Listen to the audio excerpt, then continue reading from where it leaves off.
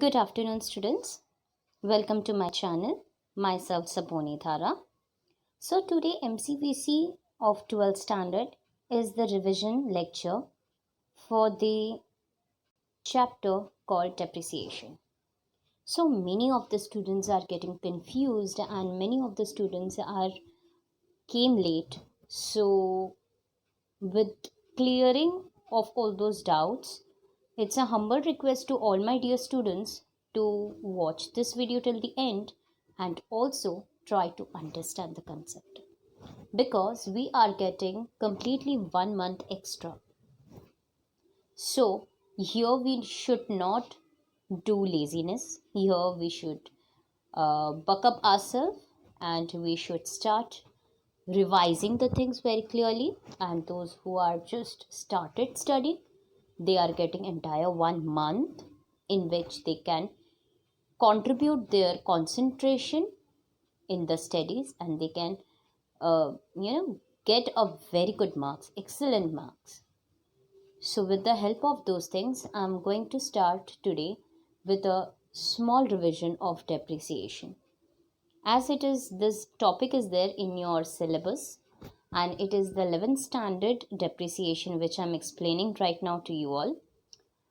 But I would like to tell you also that last year's 12th standard, there, if you are getting depreciation or from your another book, that is paper 2, you are getting depreciation, that book also you need to practice.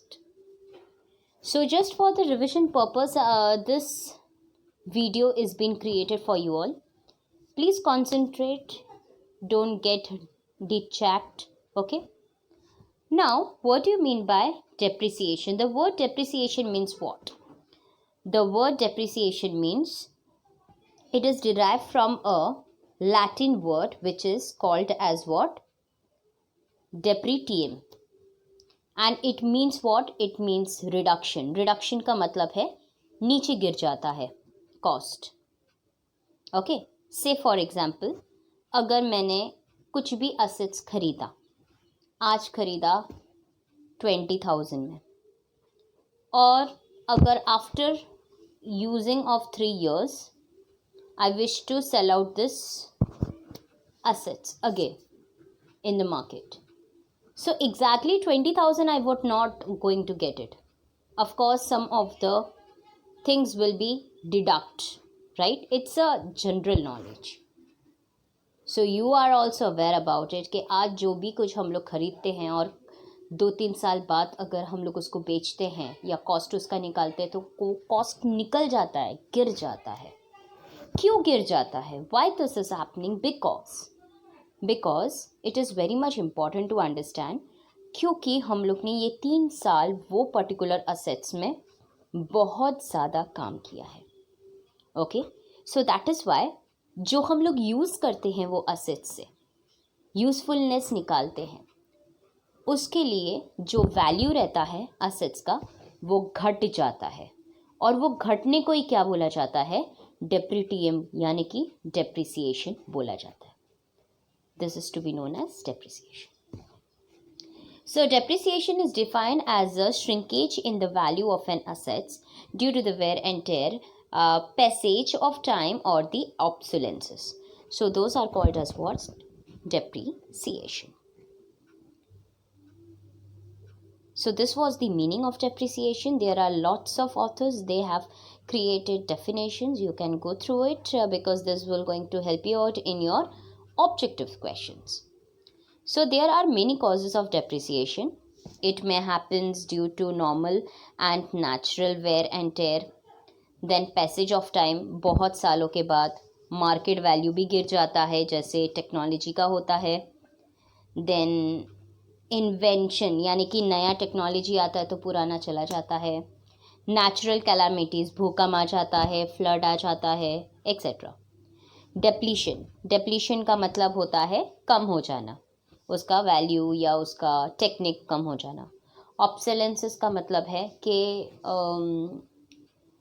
Generation through अगर कोई चीज़ change होता है, जैसे कि पहले ज़माने का जो कंप्यूटर था वो टीवी सेट जैसा था, मोटा था सामने से पीछे से, छोटा उसका स्क्रीन था, फिर माउस भी बाद में आया था, उससे पहले सिर्फ कीबोर्ड और सीपीयू आया था बहुत बड़े बड़े, ठीक है। अभी अगर आप देखने चाहते हो तो it is in LED form computer is, and even though जो सीपीयू है वो एक छोटा सा बॉक्स में आता है, बहुत ही इजीली कैरी फॉरवर्ड हो सकता है उसमें। एंड कीबोर्ड्स आपको पता है वर्चुअल कीबोर्ड्स भी आ चुके हैं। सो ऑब्सोलेंसेस का मतलब है जैसे जनरेशन आगे बढ़ते जाता है कुछ कुछ चीज़ें हैं, तकनीक है जो पीछे रह जाते हैं। सो ऑब्सोलेंसेस इज़ दैट। तो ये सब चीज़ों की वजह से डेप्रिसिएशन होता है। All right, so this was just information. Factors क्या है? Factors of depreciation, cost of assets, कोई भी असेट्स ले लो, ओके, उसका कॉस्ट रहता है। Estimated economic life of an asset, यानी कि वो असेट कितने सालों तक चला है। एंड एस्टिमेटेड टर्मिनल वैल्यू, मतलब उसका ख़त्म पीरियड ख़त्म कब तक होगा।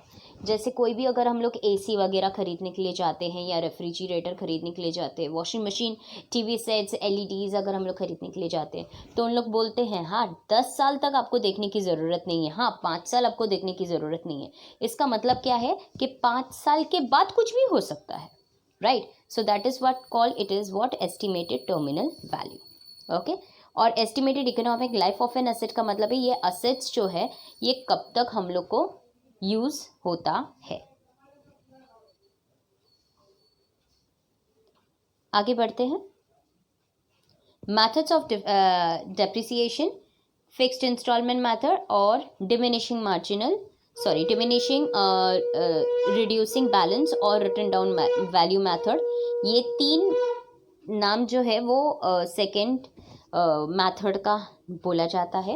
एंड फर्स्ट इंस्टॉलमेंट और स्ट्रेट लाइन मेथड और ओरिजिनल कॉस्ट मेथड, और ये 2 मेथड ही हमारे सिलेबस में है।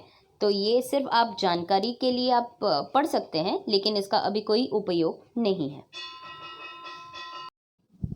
So that is what they are talking about, that there are basically 2 methods, that is fixed installment method which is also called as straight line method और original cost method. तो कोई भी तीनों नाम में से कोई भी एक आएगा तो you have to do fixed instalment method. So this 2 method is very much important, you need to do it, okay. Coming to the first instalment method, यहाँ पे एक मेथड है, उसका फॉर्मूला है। फॉर्मूला ये है, depreciation per annum is equals to original cost, यानी कि असेट का ओरिजिनल कॉस्ट क्या है, यानी कि कितने कॉस्ट में आपने खरीदारी की है, स्क्रैप वैल्यू क्या है उसका, क्वेश्चन में दिया रहेगा, and estimated life of an asset, यानी कि कितने साल तक चलने वाला है। So original cost of the asset का मतलब है purchasing price of the asset plus incidental charges. जैसे कि फॉर एग्जांपल मैं आपको ये बता देती हूँ व्हाट डज इट मीन्स। जैसे फॉर एग्जांपल मुझे एसी लगवाना है, तो एसी का ही वैल्यू 60,000 है और उसमें 5,000 इंस्टॉलेशन के लिए गए, तो मेरा कॉस्ट कितना बनेगा total 65,000। You need to understand. तो इसमें इंस्टॉलेशन चार्जेस यानी कि इंसिडेंशियल चार्जेस जिसको बोला जाता है, एंड परचेसिंग प्राइस, ये दोनों को ऐड करके ओरिजिनल प्राइस बनते हैं। Don't get confused over here, okay. आगे जाते हैं। एग्जाम्पल देखिए, अ machine costing ₹15,000 is purchased and installation charges of 3,000 is paid, यानी कि हमें ये क्या करना है, ये दोनों चीज़ों को ऐड करना है, यानी कि टोटल 18,000 हम लोग को क्या करना है, कॉस्ट है मशीनरी का। Estimated life of the asset is 10 years and the scrap value is estimated to be 2,000 at the end of its life. The amount of depreciation would be so and so. So आपने ये add कर दिया, ठीक है, and estimate यानी कि scrap value कितना है 2,000, ईयर कितना है 10। सो इन सबको कैलकुलेट करने के बाद आपको 16,000 आता है, divided by 10 years you will get 1,600। So this is the depreciation amount which you need to deduct under fixed installment method on each and every year, financial year. So depreciation is charged when the rate of depreciation is given. सोचो अगर rate दिया रहेगा, जैसे for example normally 10%, 20%, 15% दिया जाता है, 5% भी दिया जाता है. So what ever the thing is, आपको क्या करना है, cost of the assets multiply by rate of depreciation divided by 100 आपको लिखना है. सो ये दो फॉर्मूला जो है, ये वाला एंड ये वाला आपको दिमाग में रखना है, ठीक है. So don't get confused out of this. All right.